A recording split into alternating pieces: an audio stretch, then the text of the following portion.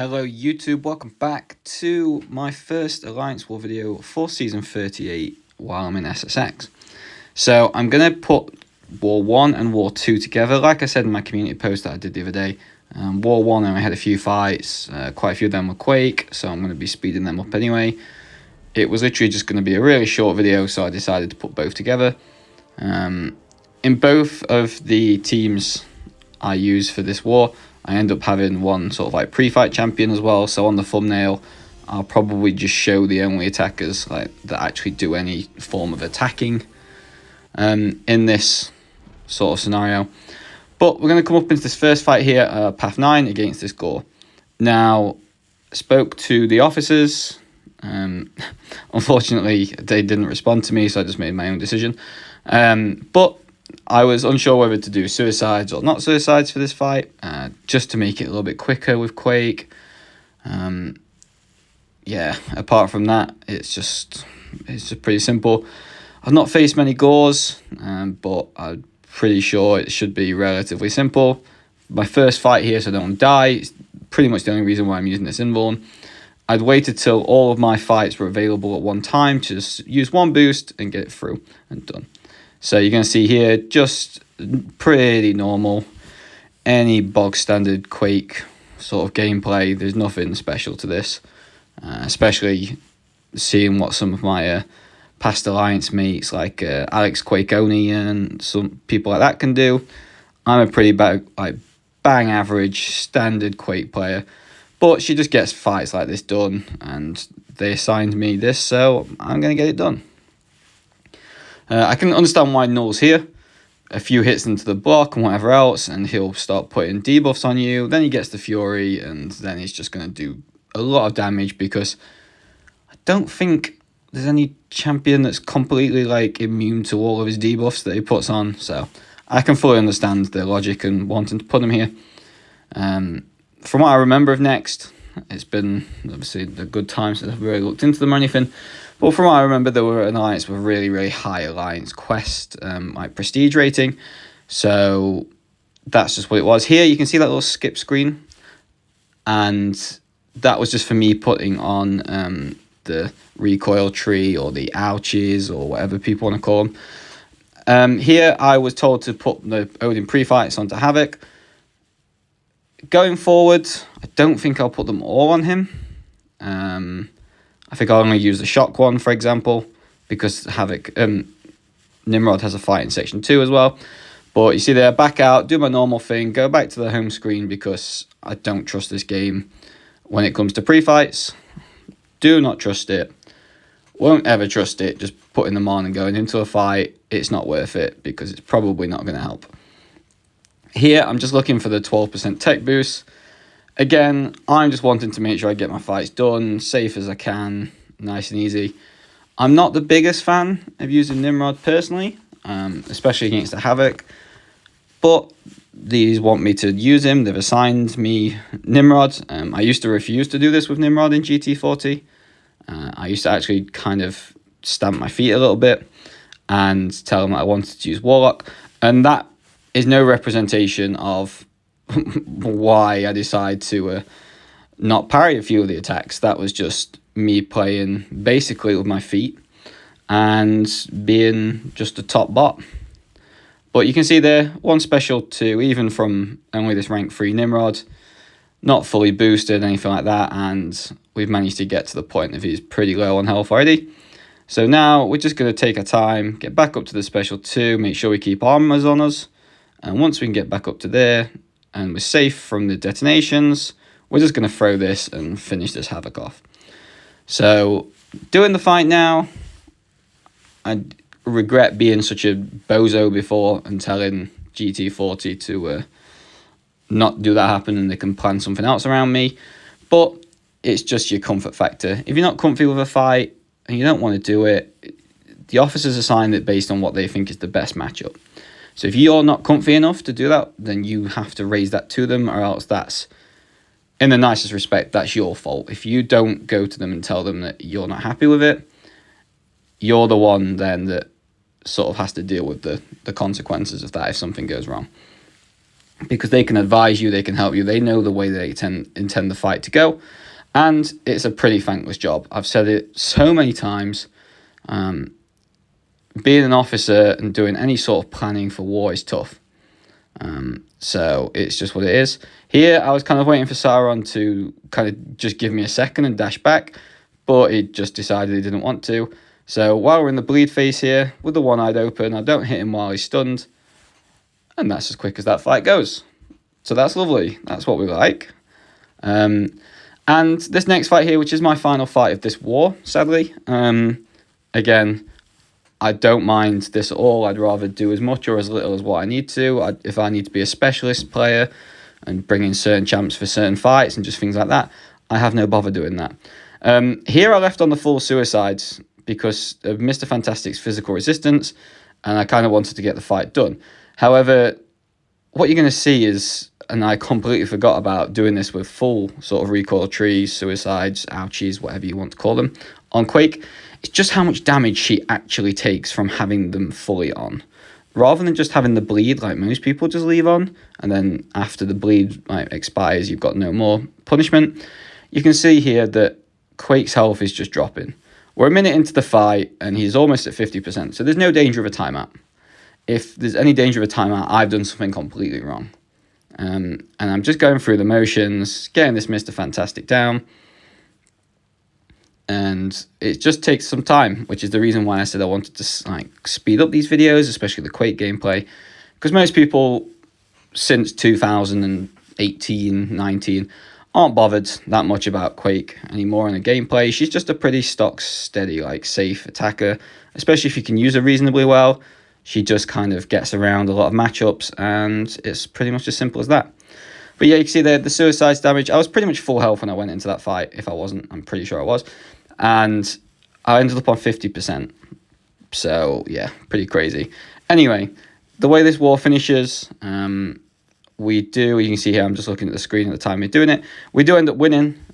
So GG's to Next. I really hope they have a good rest of the season. And then we're going to go into War 2 here against the Legends Return. So we saw from the first war that they played against Fort Loki. They had a couple more deaths than what Fort Loki had. So we knew, okay, roughly what sort of target they were aiming for, if that was their standard sort of war, and we just knew we had to beat it. So the plans come out. You can see here I've got Nimrod again, Nick Fury, and now White Magneto rather than Quake and Odin.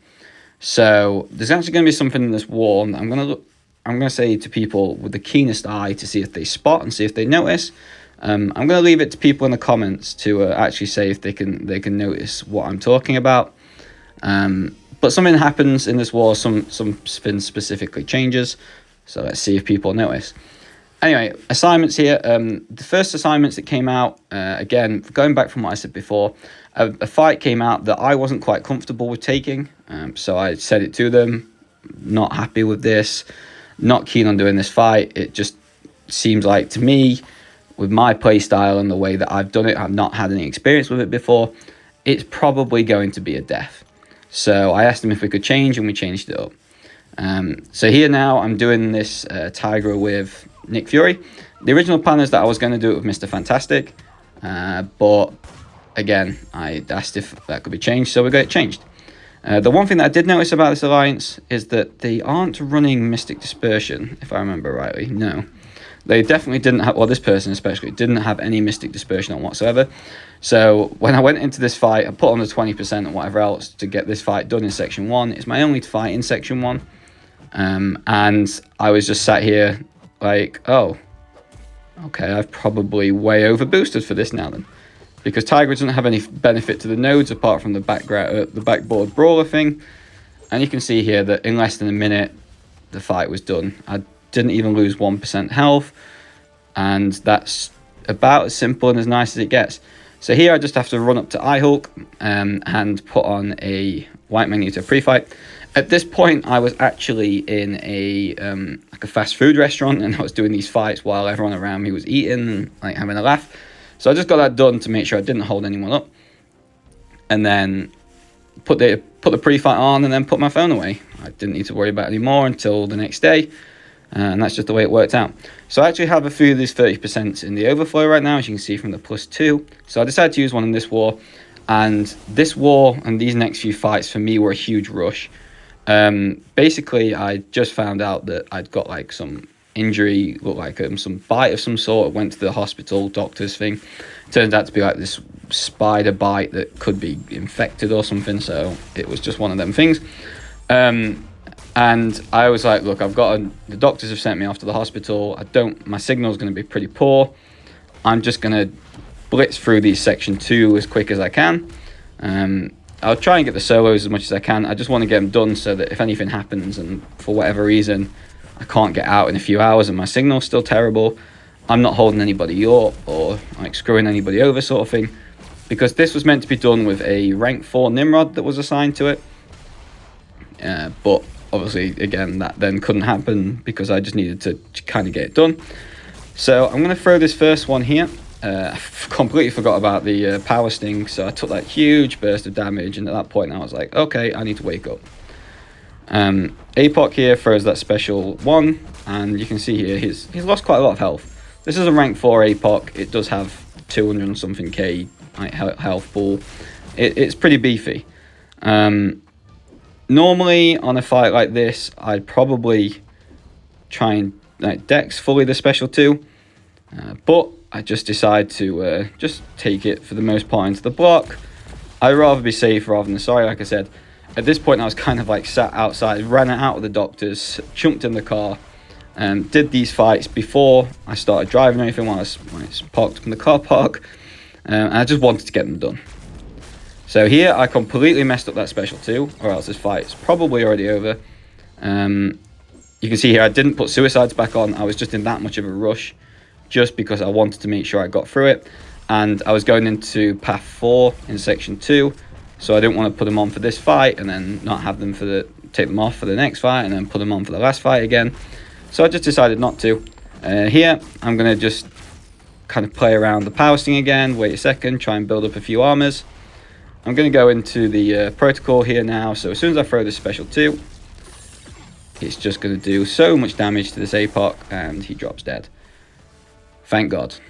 He just dropped like that, and it meant that I'd still got the attack bonus from technically stealing someone else's fight, and I could just move up and do what I needed to do. So here now we're going to go up into this Spider Ham with Nick Fury, and I wasn't sure how this fight was going to go, so I start the fight off here and instantly throw a heavy attack just in case. Didn't even realize that I didn't have any debuffs. So like I said, I was just kind of in the motions here and just wanting to get all this done as soon as possible. And now I'm just going to, as soon as I get to my special 1s where I can, I'm just going to throw them. And you can see, because of the boost I had on, by the time I'd even thrown my first special 1, Spider Ham here was already down to like 50% health. Here, I was just waiting to see what was going off here. So he goes unblockable because of the debuffs on me. I'm going to dex a special 1 and instantly reply with a heavy attack, shrug all the debuffs off. Because I'm unblockable, I'm going to throw the special 1. And you see there, I'm pretty safe. The amount of charges it has is nothing. 50-second fight and the fight's done. So I'm pretty safe with that, pretty confident, pretty happy. This next one was a fight that I was a little bit unsure about and how it was going to go with Nimrod. Just because it's a rank 4 I-bomb against my rank 3 Nimrod. All he has to do, if I hit his block once, I-bomb pretty much goes unblockable for the rest of the fight. If I don't attack for long enough, he gets an armor break debuff on me and will go pretty much unblockable for the rest of the fight. So there's a lot of sort of things that can happen in this fight, in this scenario. And now another battle group member did the exact same fight as me. He did a rank 4 Nimrod versus a rank 3 I-bomb. Luckily for me, this rank 4 I-bomb seemed to be a little bit more aggressive, kind of keener on throwing special 1s too. So this one goes unblockable a lot later than what their one did. Because their one went unblockable very, very quickly into the fight. But you're going to see here, so I-bomb's just being a tank. He's got all these poisons. Now, I could bait a special 2.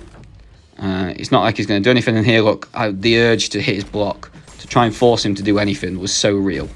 It was so real, because I find playing this game for the years that I have, quite often if someone's being a bit stingent with their specials, the moment you hit the block and give them like a little tease and then back away, they'll instantly throw it. But you're going to see here now, this is the point where he goes unblockable. So I now have to deal with the last 50% of this I-bomb being completely unblockable. My armor is literally just about to expire. So this special 2 isn't going to do enough damage than what I wanted. If I had suicides on, probably would. And at this point, because I'd already forced him to go unblockable, I've got no way of like shrugging them all off, so I don't have a choice. I decided to just keep hitting the block because it's at least going to feed them power, gives me a bit of distance, and then I can just bait heavy attacks or specials where if they're going to give me the chance. They tagged me a few times. Again, I can only apologize to my battle group. I know I did apologize to them in the chat and just said, look, I'm in a rush. I'm just powering through this.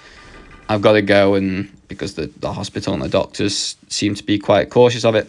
And you can see here that we ended up winning the war again. So we're currently 2-0 for the season, which is fantastic for us. Hopefully, putting these videos together won't be too long. Everyone will still enjoy the war video. We have now our next opponent, so we're just waiting for War 3 to start, and I will catch you in that video. Thank you very much for watching. If you've got any questions or anything, leave them in the comment section. I'm always keen to answer them, and I'll catch you in the next one.